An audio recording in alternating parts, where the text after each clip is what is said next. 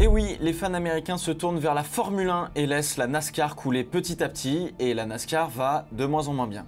Il y a plusieurs raisons à ce phénomène de décroissance de ce sport mythique outre-Atlantique que je chérissais quand j'étais petit.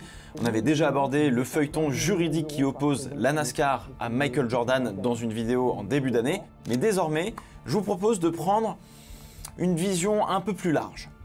Alors, si le procès entre deux équipes et la NASCAR elle-même est un problème auquel fait face la discipline, ce n'est pas le seul. On va voir ensemble deux autres problèmes qui pèsent et qui marquent une rupture avec le cœur d'audience fidèle du sport et les nouveaux spectateurs que la discipline veut aller chercher et qui finalement se dirigent plutôt vers la Formule 1. Bon alors, Michael Jordan, ça parle à tout le monde, même à moi qui suis pas fan de basket, et surtout quand il s'agit de business, il est comme sur les terrains de NBA, précis, intransigeant et à la recherche de l'excellence. Et Michael Jordan, il est fan de NASCAR depuis qu'il est tout petit. C'est donc logiquement qu'avec sa fortune et un bon business plan, il a investi pour devenir propriétaire d'une équipe de NASCAR.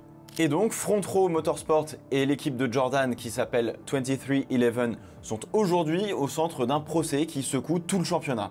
Alors avec Denny Hamlin, qui est son associé, il accuse la NASCAR de pratiques anticoncurrentielles et d'avoir verrouillé le système et d'avoir transformé les fameux charters en outils de contrôle économique. Alors, les charters, ce sont ces licences qui permettent à une écurie d'être assurée de rouler dans le championnat de NASCAR. Autrement dit, c'est impossible de grandir sans passer par la famille qui détient le pouvoir de la NASCAR depuis 1948 et finalement sa fondation, la fameuse famille France. Et c'est pas le pays. Alors pour faire simple, les écuries sont asphyxiées par le championnat en termes de coûts et de pouvoir, et bien qu'il n'y ait que deux écuries en procès, les autres se heurtent à la fameuse omerta devenue avec le temps assourdissante de silence. Et donc, depuis 2019 et le rachat de l'International Speedway Corporation, qui permet à la NASCAR d'être propriétaire d'une très bonne partie des circuits sur lesquels le championnat se dispute, plutôt pratique, la discipline ne publie plus ses comptes. Impossible de savoir ce que gagne la discipline, la marge qu'ils font et où va l'argent.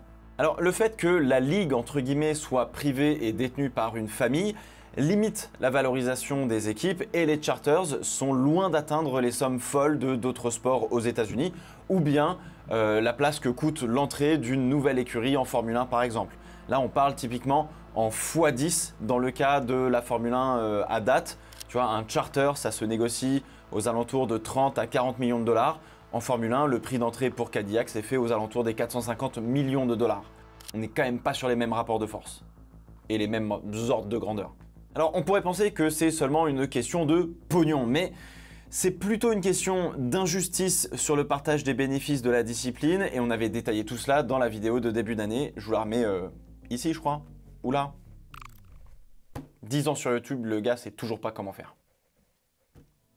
Alors dans le même temps, la NASCAR ne veut rien lâcher, mais alors rien lâcher. Elle défend coûte que coûte sa position et réaffirme son autorité. Il y a une véritable guerre d'ego en fait qui a démarré parce que c'est pas un basketteur qui a soi-disant de l'argent qui va venir dire à la famille France comment elle doit gérer son propre business, sachant que c'est elle-même qui l'a créé, d'accord? Et pour le coup, ça, c'est certainement une très grossière erreur en termes de réflexion. Parce que mauvaise décision après mauvaise décision, la NASCAR souffre et un jour, ça va finir par éclater et pas dans le bon sens du terme. Alors évidemment, tout ce que je viens de vous raconter donne une très mauvaise image de la NASCAR et encore plus des propriétaires qui ont l'air d'être motivés uniquement par le gain et non pas par être au service du sport, des écuries, des pilotes et évidemment des fans. Alors on assiste à une dégradation de l'image du sport aussi dans la presse américaine et ça, forcément, les sponsors qui viennent mettre du pognon, ils aiment pas forcément ça. Bref, l'homme qui devait ouvrir entre guillemets un peu les portes du futur se retrouve enfermé dans un système qui est figé.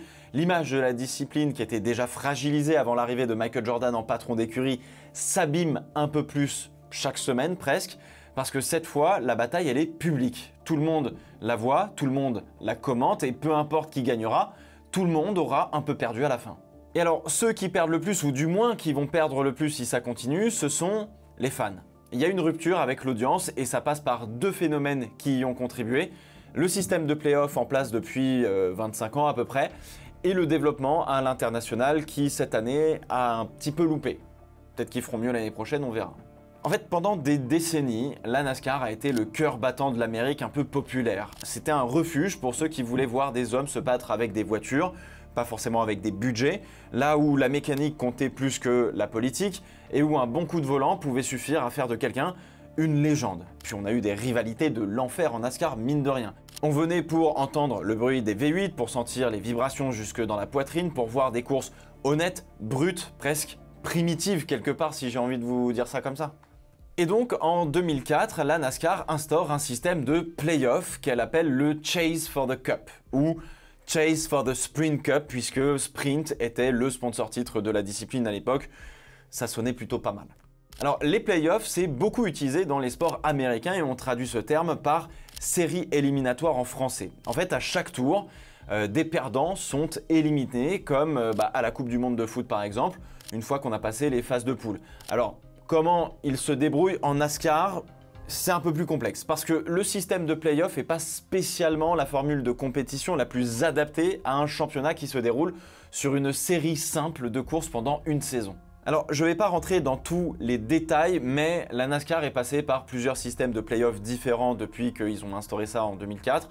Mais si vous voulez tenter de retenir un peu comment ça marche, je tente de vous expliquer. Je tente. Bon, alors déjà, premièrement, vous pouvez distinguer au sein d'une même année une saison régulière et les playoffs qui arrivent après. La saison régulière, ça se joue comme le championnat du monde de Formule 1, où on marque des points en fonction des positions à la fin de la course et on obtient un classement. Une fois qu'on arrive au terme de cette saison régulière, place aux playoffs qui vont se disputer dans le style d'un tournoi entre guillemets avec les 16 meilleurs pilotes de la saison régulière. Jusque-là, ça va. Et ces 16 pilotes vont se faire éliminer par round de 3 courses à chaque fois jusqu'à avoir le top 4 qui va s'affronter pour gagner le titre sur 3 courses. Bon, maintenant on rentre un peu dans la confusion parce que dans cette histoire, dans les playoffs, c'est pas juste les 16 voitures en piste, c'est les 16 voitures en piste plus tous les autres concurrents en même temps, comme si on faisait une course normale de championnat de NASCAR normal. Alors d'ailleurs, les pilotes marquent des points, alors ok, sur la saison régulière et tout, mais il y a deux typologies de points différents. Il y a les points de la saison régulière et des points de play-off. Je rentre pas trop dans le détail, mais voilà. En plus de cela, pour tenter d'accentuer un peu le spectacle face à des courses longues qui pouvaient parfois devenir un peu soporifiques, faut le reconnaître, la NASCAR a créé des drapeaux jaunes de compétition. En fait, c'est l'équivalent de déclencher une safety car ou un drapeau rouge en F1, mais simplement pour que tout le monde se resserre et qu'on fasse un nouveau départ pour avoir un petit peu plus d'action. C'est ce qu'on appelle les fameux stages que vous pouvez suivre lorsque vous regardez une course de NASCAR. Il y a plusieurs stages au sein d'une même course. Je rentre pas plus loin, mais si vous avez rien compris, voilà, vous inquiétez pas, c'est plutôt normal. C'est d'une complexité qui est devenue un peu absurde et le résultat c'est que c'est pas le pilote le plus constant et régulier qui gagne, mais celui qui se trouve plutôt au bon endroit, au bon moment. La NASCAR veut mettre l'emphase finalement sur les pilotes qui gagnent des courses et accèdent à la possibilité de gagner le titre plutôt que des pilotes qui soient juste constants et réguliers. Alors en vrai, à l'origine, l'idée, elle n'était pas mauvaise, de rendre le championnat un peu plus spectaculaire, un peu plus lisible pour le grand public, créer un climax, une montée dramatique vers la finale, un peu comme dans le football américain ou bien la NBA pour prendre des sports qui sont un peu proches de ça. Et en vrai, on peut retrouver ce sentiment sur la fin de l'année. En fait, ça évite que le titre se joue trop tôt dans la saison, typiquement. Mais ce qui pouvait sembler logique sur le papier s'est transformé avec le temps en une sorte de dénaturation profonde de ce qui faisait l'essence même du sport. Le format éliminatoire, pensé pour imiter justement les ligues américaines dont on a parlé juste avant, a cassé un peu la continuité, le mérite et la régularité qui avaient toujours un peu défini la NASCAR jusqu'à présent. Là où autrefois la constance et la maîtrise sur l'ensemble d'une saison faisaient la différence, le nouveau système récompense la chance, le timing et parfois un peu le chaos. Une relance tardive, un accident en fin de course et boum, tout le travail d'une équipe sur 10 mois peut disparaître en une fraction de seconde. Le suspense y gagne, c'est vrai, mais le sport y perd peut-être un peu de son âme. Alors tout ça, les fans le sentent, ça se voit et ça se lit sur pas mal de forums et sur les réseaux sociaux américains évidemment. ce n'est plus un championnat qu'ils regardent, c'est plutôt un scénario, une saison qui se joue comme une télé-réalité où les émotions sont écrites un petit peu à l'avance. Certains pilotes eux-mêmes l'ont dit, ce format transforme la compétition en loterie. Il ne s'agit plus d'être le plus régulier, mais d'être au bon endroit au bon moment, comme on le disait juste avant. Et c'est pas pour ça que les gens venaient à la base. La NASCAR n'a jamais été un spectacle programmé. Elle était imprévisible, brutale, mais honnête. Aujourd'hui, elle semble orchestrée pour la télévision, calibrée pour la coupure publicitaire que les Américains se mangent beaucoup plus fort que nous. Pour le buzz du dernier tour, la tension qu'on ressentait dans les gradins s'est transformée en excitation un peu de surface. Le sport voulait créer de l'émotion, il a finalement plutôt fabriqué de la frustration. Et cette frustration, elle dépasse le cadre sportif. Elle s'étend à toutes les décisions qui ont voulu transformer la NASCAR en produit entre guillemets un peu mondial ou moderne.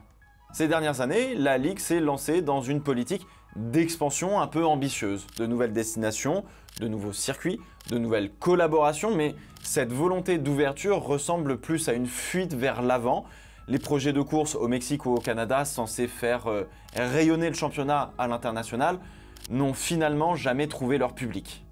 Et c'est pareil sur d'autres courses organisées un peu en pré-saison ou en post-saison, dans d'autres lieux que les circuits ovales que l'on connaissait jusqu'à présent. Alors, les promesses de billetterie record ont laissé place à des tribunes clairsemées, à des critiques sur la perte d'identité. Au Mexique, la moitié de la capacité du circuit Hermanos Rodriguez a été remplie, 60 000 tickets. Ça reste un chiffre qui est intéressant, mais clairement, c'est pas suffisant pour parler de succès. Et oui, je parle bien du même circuit qu'emprunte la Formule 1 à quelques virages près d'ailleurs. Parce que même si la NASCAR se dispute majoritairement sur le circuit ovale, je vous le rappelle, il roule aussi sur quelques circuits routiers. Et autant vous dire que ça donne du spectacle. Le spectacle, il est là quand même. Alors d'ailleurs, vous pouvez vous amuser à regarder les highlights de la course du Mexique, c'est assez fun. Alors, pas forcément pour un fan de Formule 1 qui regarde le moindre track limit et le moindre coup de volant pour tout de suite foncer et parler de règlement au lieu de la course en elle-même et la bataille qu'on voit sous les yeux, comme tout le monde le fait par habitude depuis plusieurs années maintenant, puisque c'est la course à l'investigation.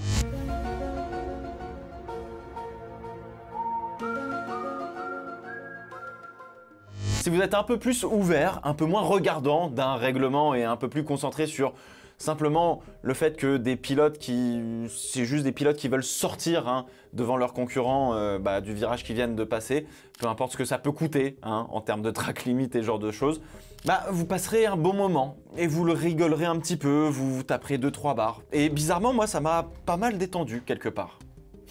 Alors, dans une autre logique de sortir des ovales, des campings qui sentent le barbecue et la bière, la NASCAR a tenté depuis quelques années la formule de faire une course en ville, à Chicago.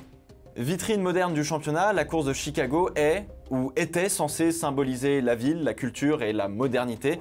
Malheureusement, là aussi, ça s'est transformé en champ de bataille politique. Les plaintes de la mairie, les contestations des habitants, les coûts faramineux de sécurité, tout cela donne l'image d'une NASCAR qui est un peu déconnectée, imposant son modèle à des villes qui n'en voulaient peut-être pas forcément, voilà, ça s'est trouvé avec des promoteurs, etc. Mais au lieu de séduire, elle a plutôt dérangé. Et quand un sport commence à déranger là où il voulait plaire, c'est qu'il s'est égaré. Alors oui, à Chicago, les habitants ne sont pas tous fans des V8 qui hurlent et de tout ce barouf pourtant un peu populaire et somme toute relativement intéressant parce que les courses à Chicago qui se sont déroulées, il y avait du spectacle.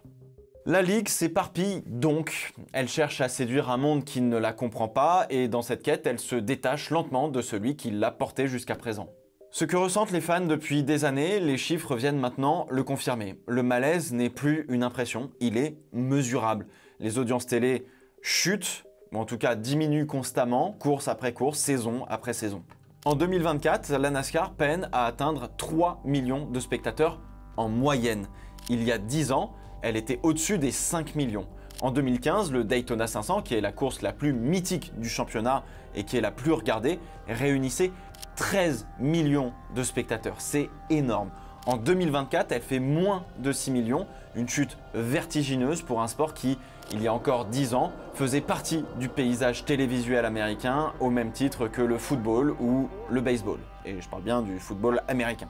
La manche de Charlotte-Roval en 2025 a réuni à peine 1,5 million de téléspectateurs et le Grand Prix de Singapour diffusé le même week-end a frôlé le million de spectateurs aux États-Unis. La tendance ne cesse de se rapprocher. La NASCAR n'est plus un événement national, c'est devenu un programme parmi d'autres, un spectacle interchangeable dans une grille saturée de contenu. L'un des facteurs qui explique cette chute, au-delà du produit télévisuel et de la concurrence acharnée sur l'offre de contenu, c'est le fait aussi que la NASCAR, c'est difficile. En fait, aucune chaîne américaine ne diffuse la saison entière de la NASCAR. On commence sur Fox, puis il faut passer par Prime pour se retrouver avec TNT Sport pour enfin finir sur la NBC. Quelle course, comment, quel abonnement faut prendre, etc. D'ailleurs, si vous voulez regarder les qualifs, c'est sur une autre chaîne ou un autre service de streaming. Et pareil pour les caméras on-board, c'est complètement différent.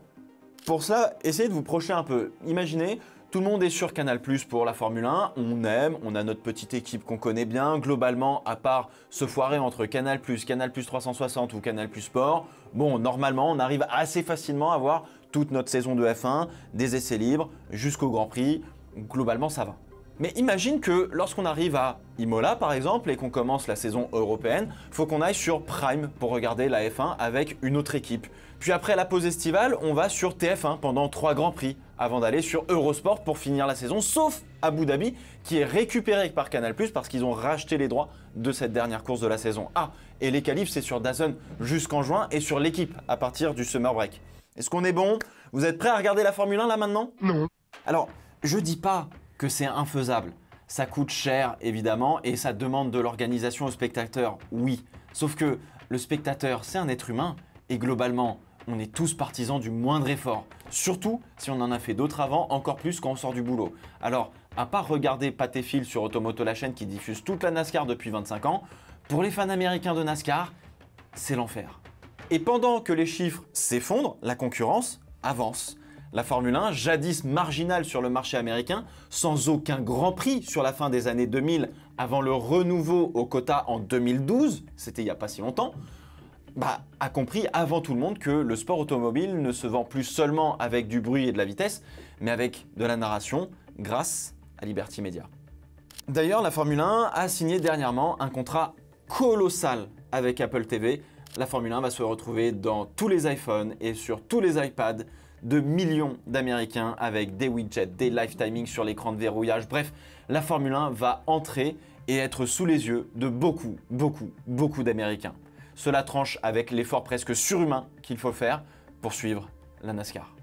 Alors oui, c'est une stratégie cohérente, pensée pour l'ère numérique, pour les jeunes publics, pour un monde qui consomme le sport comme une série et où tout est centralisé et à portée de main.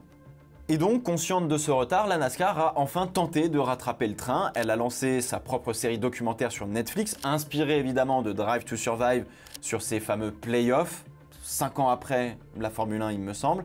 C'est une immersion dans les garages, les rivalités, la vie des pilotes, les émotions de la fin de saison, bien que les pilotes jouent peut-être un peu plus le jeu que les pilotes de Formule 1 et exagèrent un peu plus leur rôle pour coller à cette romantisation de la série, certains fans les trouvent tout de même lisses. C'est vous dire si en Formule 1 on n'est pas sur la lissitude maximale du coup. Parce que si en NASCAR ils les trouvent lisses, waouh, qu'est-ce qu'il vous faut? Alors, Full Speed, de son nom, cette série, c'est une idée sincère, une tentative honnête de reconquérir finalement les curieux, mais elle arrive trop tard. 5 ans après le phénomène mondial de la Formule 1 dans un paysage saturé de docu-séries sportives qui ne bluffent absolument plus personne, la NASCAR tente de reproduire une formule que tout le monde connaît déjà et dont tout le monde est déjà lassé. Elle veut raconter son âme, alors que le public doute qu'elle en est encore une. Et pourtant, moi je suis plutôt un bon client des séries Netflix sur le golf ou le tennis et j'ai beaucoup aimé la première saison justement de Full Speed, mais j'ai été incapable de me mettre à regarder la deuxième et je vais être tout à fait honnête, je sais même pas si je vais être capable de regarder Drive to Survive saison 15 sur la saison 2025 là, qui va arriver en février prochain. Pourtant je suis bon public. Et le même schéma se répète aussi avec l'univers du jeu vidéo. NASCAR 25, développé par iRacing, qui a pourtant l'expérience d'une décennie dans le domaine de la simulation automobile, notamment avec la NASCAR, Cette fois-ci, le jeu s'adresse à un grand public, plus occasionnel et aux joueurs console. C'est le moyen de faire découvrir la discipline de manière plus large à un nouveau public et d'attirer une nouvelle audience pour les faire venir sur les circuits et en faire de nouveaux fans qui feront le futur cœur d'audience de la discipline. Alors on verra si NASCAR 25 fonctionne, mais on verra. Pourtant, la NASCAR, elle a quand même marqué un bon nombre de sim racers dont je fais partie et qui ont découvert ou redécouvert la NASCAR et les courses sur ovale par iRacing. Elle avait réussi à réintéresser ceux qu'elle avait perdus, mais qui sont restés fans de sport mécanique. Ai-je regardé des courses de NASCAR par la suite en refaisant des courses de NASCAR sur le simu? Pas spécialement, à part peut-être une ou deux, et c'est vrai. Bref, tous ces problèmes montrent ce que traverse la discipline en ce moment même. D'un côté, elle multiplie les initiatives modernes, Netflix, iRacing, les campagnes marketing un peu plus jeunes, etc., les collaborations avec des marques un peu de pop culture. De l'autre, elle continue de s'enliser dans des procès, des tensions internes et des décisions parfois incohérentes. Elle cherche une direction mais avance sans boussole. L'ensemble donne le sentiment d'un sport qui est bloqué entre deux mondes. Celui qui l'était, brut, sincère, profondément enraciné dans cette espèce de culture populaire, et celui qu'il veut devenir, global, propre, connecté, au détriment des fans historiques qui, peu à peu, délaissent ce sport. Alors aujourd'hui, si on devait faire le bilan, la NASCAR est dans une espèce de transition un peu bizarre, mais en attendant, elle coule face au mastodonte qu'est la Formule 1 sur le sol américain. Sans changement en profondeur, c'est difficile de voir un avenir radieux pour la discipline que moi, j'affectionnais du haut de mes 8 ans. Et vous, la NASCAR, vous en pensez quoi ?